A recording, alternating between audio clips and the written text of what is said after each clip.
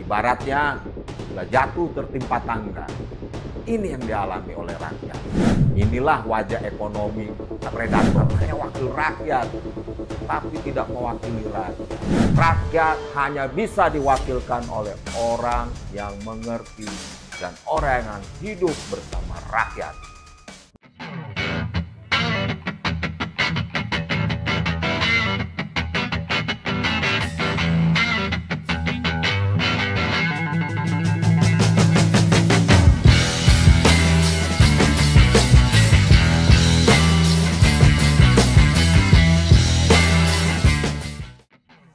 Sobat Logika, jumpa lagi bersama saya Bowo.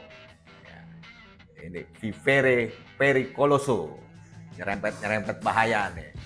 Sobat Logika tahu nggak bahwa negara kita ini sesungguhnya tidak baik-baik saja. Negara ini sedang berjalan di atas jalan yang salah. Dan celakanya lagi, hampir semuanya menganggap hal itu biasa. Kita hidup di bawah sistem yang menjadikan rakyat itu bukan sebagai subjek pembangunan, tetapi sebagai komoditas fiskal. Negara bukan lagi rumah bersama, melainkan korporasi raksasa yang hidup dari memungut, mengatur, dan merampas atas nama hukum. Pajak yang semestinya jadi alat gotong royong telah berubah menjadi instrumen eksploitasi.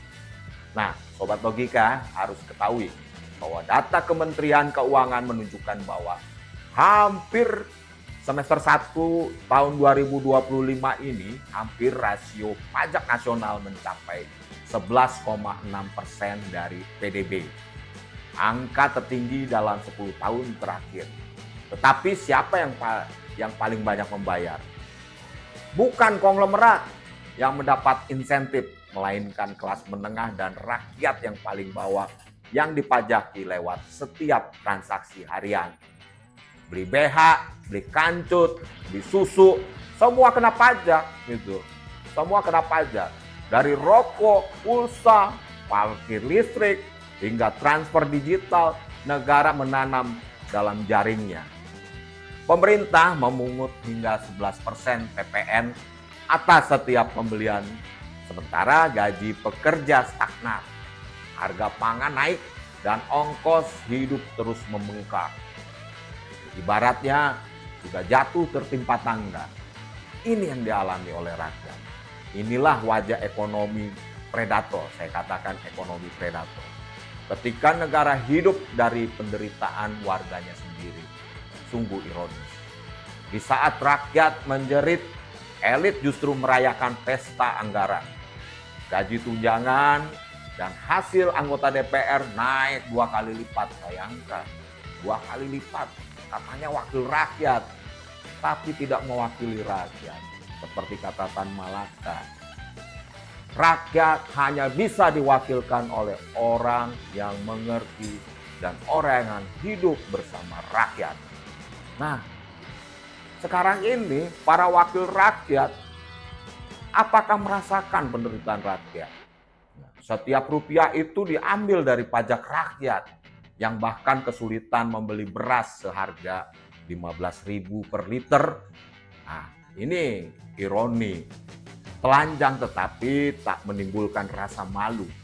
Sebab moral fiskal negeri ini sudah lama bangkrut. Beban rakyat bukan hanya untuk membayar pembangunan, tetapi juga untuk membiayai kemewahan para politikus yang gagal menunjukkan kinerja publik. Ini.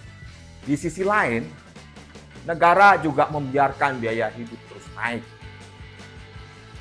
Inflasi pangan per Juli 2025 mencapai 3,75%. Ini tertinggi dalam setahun.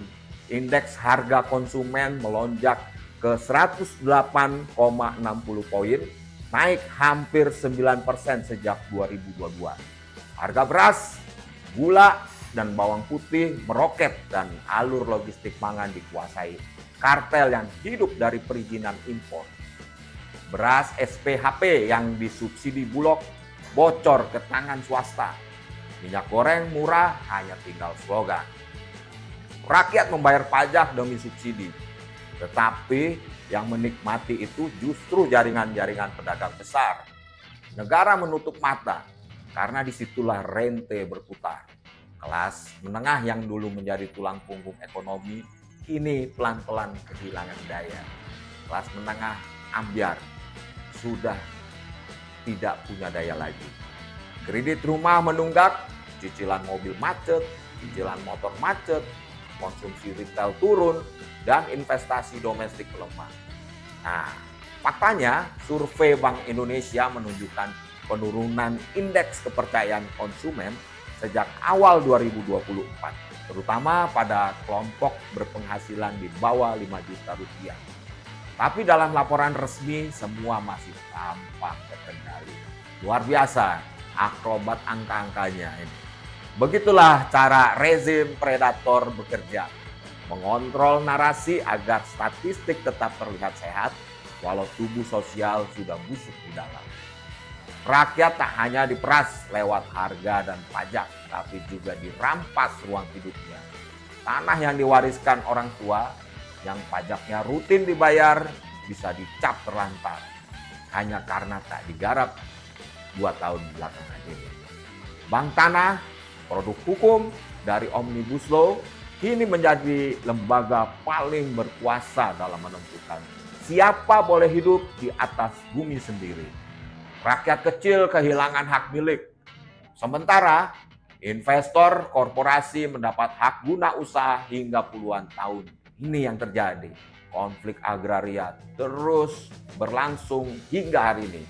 Padahal di pasal 6 Undang-Undang Pokok Agraria tahun 1960 yang menegaskan fungsi sosial tanah dibelokkan menjadi fungsi ekonomi untuk kapital.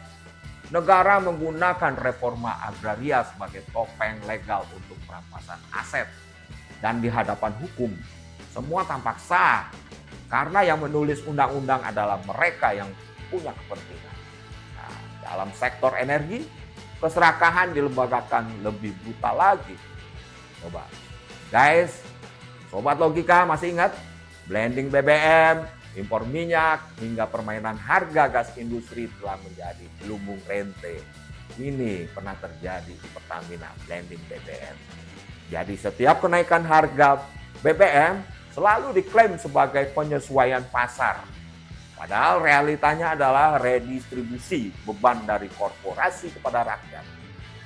Nah, subsidi negara membengkak, tapi efisiensinya nihil. Produk beroktan rendah dijual sesuai dan seolah-olah premium.